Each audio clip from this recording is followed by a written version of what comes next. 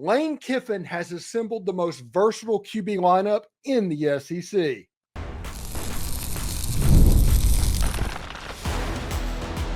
You are Locked On Ole Miss, your daily podcast on the Ole Miss Rebels. Part of the Locked On Podcast Network, your team every day. Welcome to the Locked On Ole Miss podcast, the most watched Ole Miss podcast around. I am your host, Steven Willis, a 10-year veteran member of the national media with Yahoo Sports and a former Ole Miss staff member. Today's show, we talk about the transfer portal and how Ole Miss added 3 quarterbacks in the spring window, transforming that QB room into the most versatile unit in the entire league. We'll dive into the thought process behind attacking the quarterback position this aggressively in the spring portal period. In the second segment, we'll shift gears to baseball. Ole Miss made a run strong enough that they should be a lock to host. Are they? We will break that down a little bit later on in the show. And finally, history has been made. Ole Miss is heading to the Women's College World Series for the first time ever after a huge win over Arkansas. It's a massive step forward for the program. Congratulations, ladies. We will talk about that today as well. Remember, we're free and available on all the podcast apps and on YouTube. Thank you for making Locked On Ole Miss your first listen every day, and a special hello to the insiders and everydayers who make this show what it is. Don't forget to check out a second listen on the network. Locked On Vandy with Corey Burton and Chris Gordy at Locked On SEC. They offer even different perspectives on college football, the SEC, and occasionally, like yesterday, even Ole Miss. So tune in for that. This episode is brought to you by Monarch Money. Take control of your finances with Monarch Money. Use the code LOCKEDONCollege, all one word, at monarchmoney.com for 50% off your first year. Lane Kiffin, surprisingly, I think it would be surprisingly is the right word, attacked the quarterback room strongly, aggressively in the spring transfer portal window with 3 additions that have been brought in. He brought in, I'm going to mispronounce this terribly, but Shawqi Itraish from Rice, brought him in. They brought in Trinidad Chambliss from Ferris State, the Division II star coming in, and they brought in Maealiuaki Smith, the transfer from Oklahoma State. Listen, Austin Simmons is a potential 1-1 level quarterback. Austin Simmons will be the starting quarterback. Austin Simmons will take 95% of all the snaps this season. So why did Ole Miss go so aggressively into the spring transfer portal at the quarterback position? Why would you go after a Maealiuaki Smith or Trinidad Chambliss? What is the thought process behind that? And since we're not in Lane Kiffin's head and we're not sitting in the meetings, we can only guess and use the football knowledge that we have and the film that we have watched and our basically history of watching Ole Miss football to determine the thought process. So I'm going to attempt to think about that. Now, remember, before we go into this, Austin Simmons is the undisputed number 1. Austin Simmons would have to completely fall on his face this fall, which nobody expects to happen for these guys to have a shot at the number 1. This isn't about QB1. Austin Simmons is going to be that guy. He has taken on the leadership role. He's done everything that was asked. This Austin Simmons, this is going to be his team. But let's look at the backups in the quarterback room and the additions that came in the spring transfer portal window. What happened in spring football, the transfer in and out of Pierce Clarkson. All of those played a role in Ole Miss bringing in a quarterback. Ole Miss during the spring had a hand injury, a broken hand to A.J. Maddox. A.J. Maddox was well on his way to being the backup quarterback. But I think that injury freaked Lane Kiffin out a little bit because that meant that there was only Pierce Clarkson left in the room. And Pierce Clarkson did not, from everybody I talked to, have a good spring. And he has since transferred out to UCLA. Schools are always going to offer a landing spot for Pierce Clarkson because of who his dad is. His dad is Steve Clarkson, the quarterback guru. It'll help you. Ole Miss probably brought in Pierce Clarkson because they thought it would help with Ryder Lyons, who does the quarterback retreat as well, but that's neither here nor there. Pierce Clarkson has transferred out, and A.J. Maddox broke his hand over the course of spring football. So that freaked Lane Kiffin out a little bit. First of all, Lane Kiffin brought in Trinidad Chambliss, the quarterback out of Fair State, Division II, athletic freak. He ran the ball 171 times for 1,019 yards and 25 touchdowns with a long of 73 over the course of the season. This is the prototypical package quarterback that Ole Miss has brought in. I do not know what they are going to do, but I expect to see Trinidad Chambliss on the field at least somewhat, maybe in short yardage. Maybe they do some wildcat type stuff. Maybe he becomes the JJ Pegues, honestly, of this year's class. But I think Trinidad Chambliss is going to play because they don't want Austin Simmons to do a lot of the stuff that Jackson Dart did. They want Austin Simmons to just play quarterback and prepare himself to be potentially a 1-1 draft pick when he decides to go to the NFL. But I think Trinidad Chambliss is going to play a little bit in packages. There's going to be something there. I think there's going to be a chance that you see two quarterbacks on the field at the same time.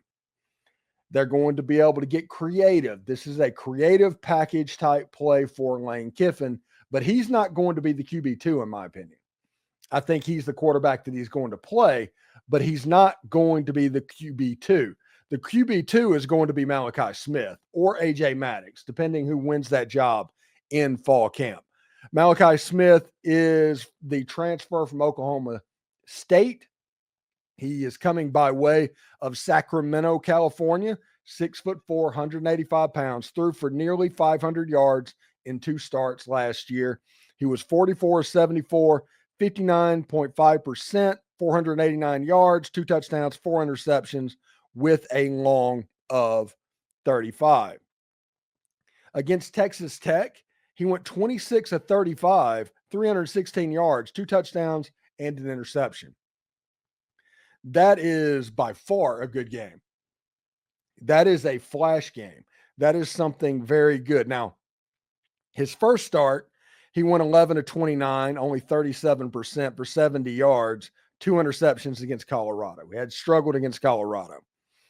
But against TCU after that, 6 of 8, 92 yards. He did throw an interception. His quarterback rating at the end, not including the Arizona State game where he only threw 2 passes, but he had an 163 and 146 quarterback rating. He is going to push A.J. Maddox for the backup quarterback position. He's a good player. He's a young player, but he has to learn the system a little bit as well. I think that basically they wanted to find somebody that was another A.J. Maddox, what they hoped Pierce Clarkson would be.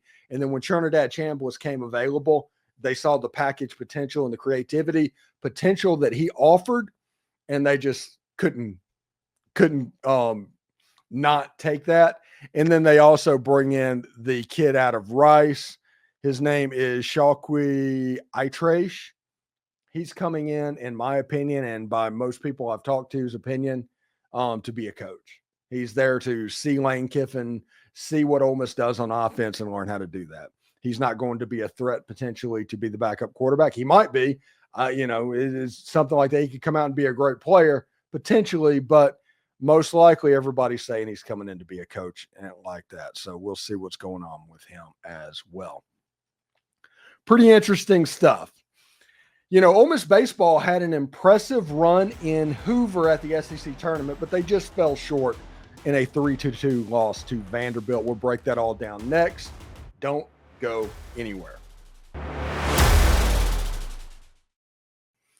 Ever check your bank account and wonder, where did all my money go? Between dining out, online shopping, and entertaining, it is easy to lose track. That is where Monarch Money comes in. It is your personal CFO giving you the full visibility and control over your finance. Monarch Money isn't just a budgeting app. It's a complete financial command center. You can track all your accounts, investments, and spending in one place. So you stop just managing your money and you start actually building wealth. When I started using Monarch, I realized how much money I was spending on food delivery. Wow, it was outrageous. Now I budget smarter and save more. Take control of your finances with Monarch Money. Use code Locked On College, all one word, at monarchmoney.com for 50% off your first year. That's monarchmoney.com, code Locked On College for half off your first year.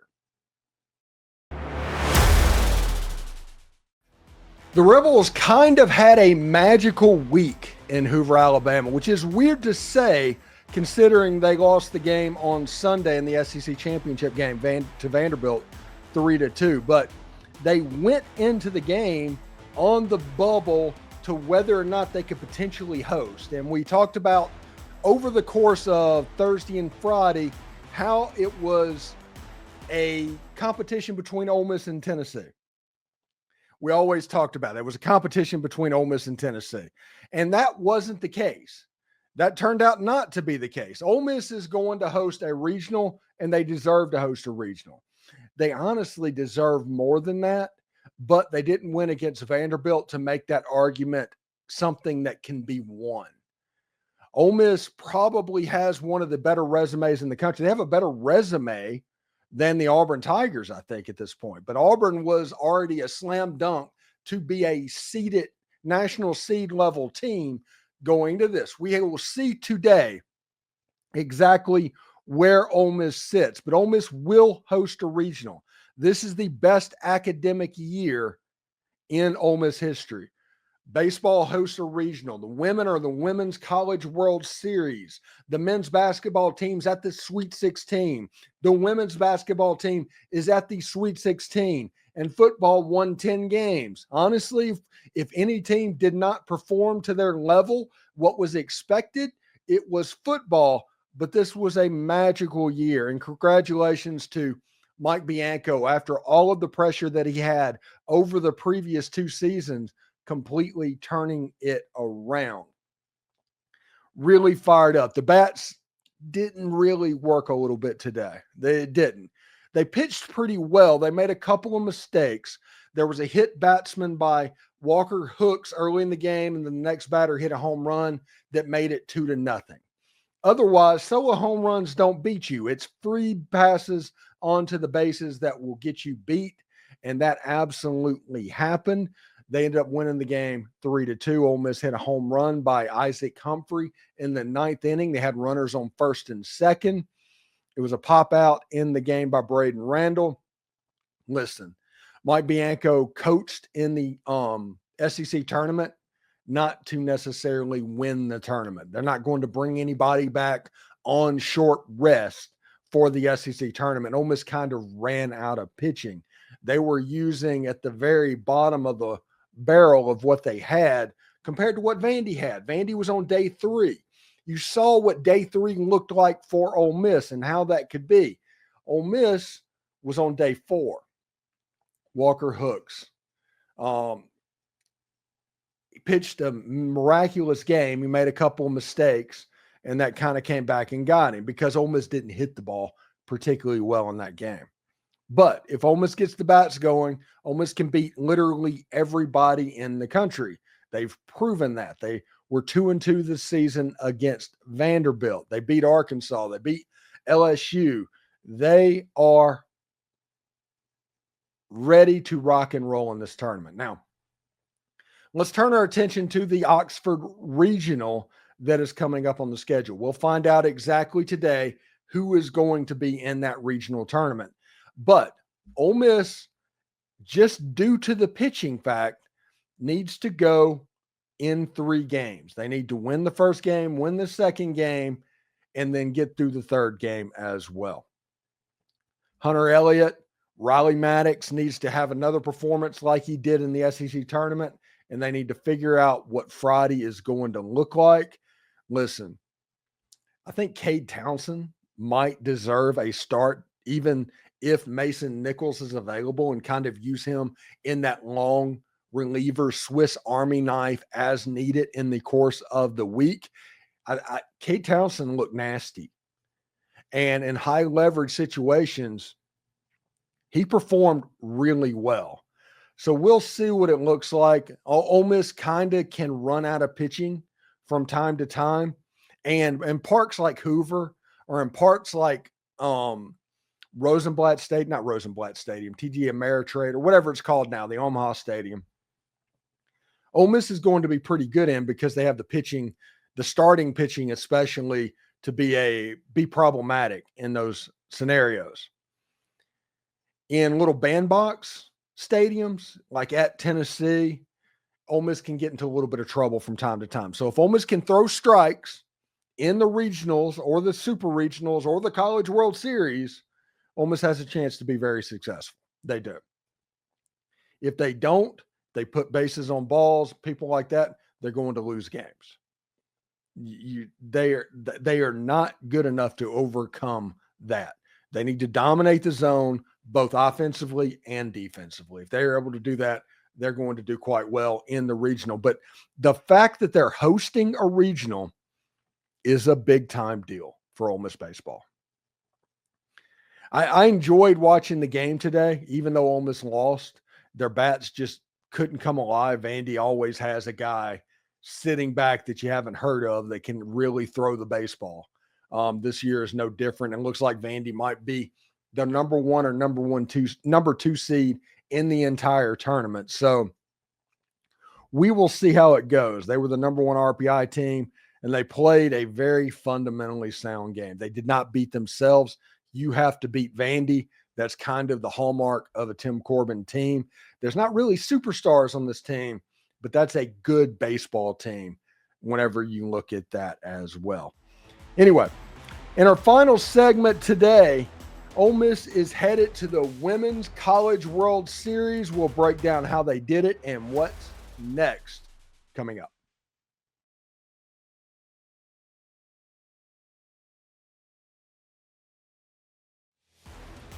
Ole Miss is going to the Women's College World Series. They're going to Oklahoma City. They won 6-4 or 7-4 over the Arkansas Razorbacks in the Super Regional to punch their ticket. It's a date with Texas Tech that will happen sometime, I think around 7 o'clock Thursday. Really cool that the ladies are going to the Women's College World Series for the first time in their history. The softball team is really good. And they were built through recruiting in the high school rank and through the transfer portal. They talked on the broadcast tonight. And honestly, I will say this, a lot was learned about the softball team just from the broadcast tonight. So if it was a situation like Kyle Peterson was who was absolutely not prepared for the SEC tournament, if these guys were like that, it would be problematic. But I think these people were prepared for what they needed to say. Benford was absolutely amazing today. Like I said, I don't know much about softball, but I do know effort when I see it. They play really hard and they have an identity. And the identity that they have is of a hard-nosed, hit the long ball, play fundamentally sound softball, and get through to what's going on. And they're a team right now that nobody wants to see. They start out Thursday night, 7 o'clock Eastern, maybe 6 o'clock Central, against the Texas Tech Red Raiders. All 8 of the teams will play Thursday night. If Ole Miss loses against the Red Raiders, they will play an elimination game against Oregon or UCLA, I believe, in the elimination game.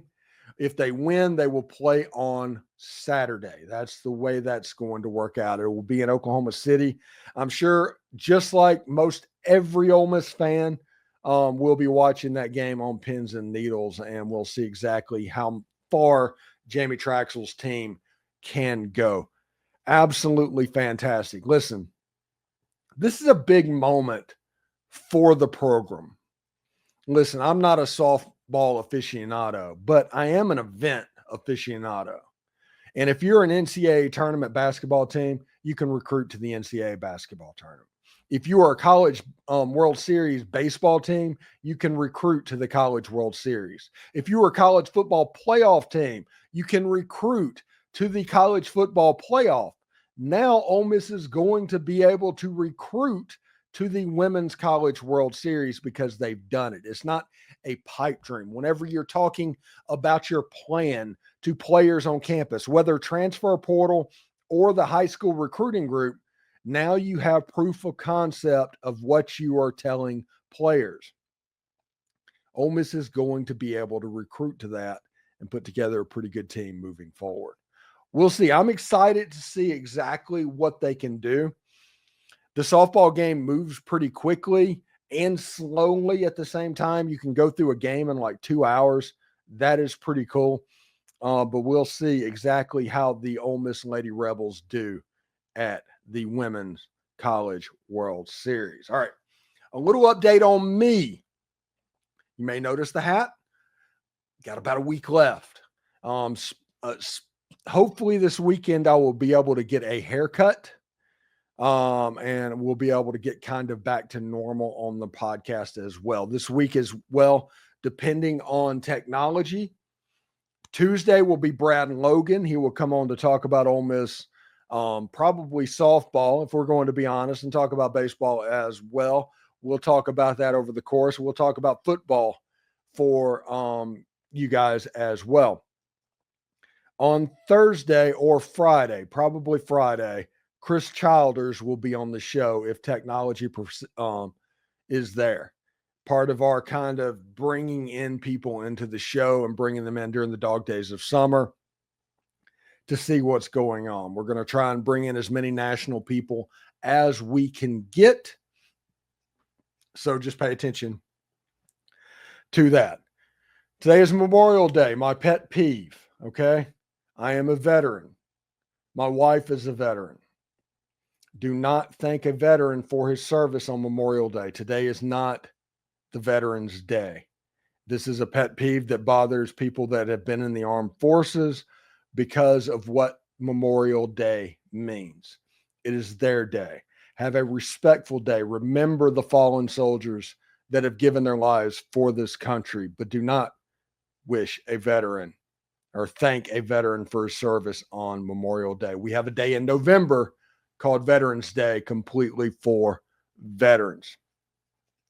Everybody, I hope this is okay. Going to be a little bit shorter show today. We'll be back tomorrow with Brad and Logan. If technology allows, it should be a lot of fun with what we are going. Thanks for making the Locked On Ole Miss podcast your go-to source for Ole Miss sports. We pride ourselves in offering the most comprehensive perspectives, which is why we're the number one Ole Miss podcast out there. Your support means the world to us. For your second listen, check out the Portal Show. Brian Smith has the latest rumors, portal entries, and signings, so be the most informed fan on rapid changes around college football and its landscape. Find the Portal on YouTube or wherever you listen to podcasts. Hotty toddy, everybody. And remember, analytics is just the old English word that means bad football. We'll see you tomorrow.